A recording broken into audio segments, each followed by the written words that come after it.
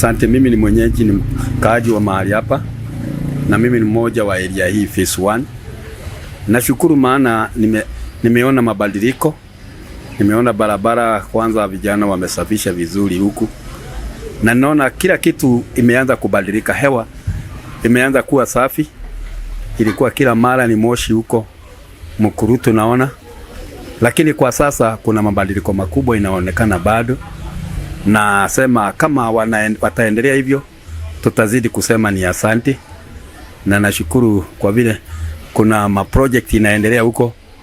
Wale ambaye ni wazee na wamama wa huko bado muwakumbuke ili naye wafurahie makule hiyo matunda, wamekalisha miaka mingi.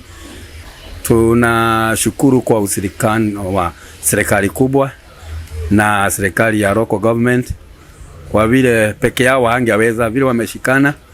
Tunaona kuna maendeleo kadhaa katika hiyo hali. Kwa hivyo tungeomba waendelee na waendelee wakati huu wamalize, tutasema ni nikimalizia nasema kama sisi watu wa wenyeji wa hapa kitu ambaye tunaona na macho bado tutasema ni asante na tutaisupport kitu tunaona na macho. Kitu hatuoni hatuwezi ongea, tunaongea ile tunaona mabadiliko kama hayo. Asante.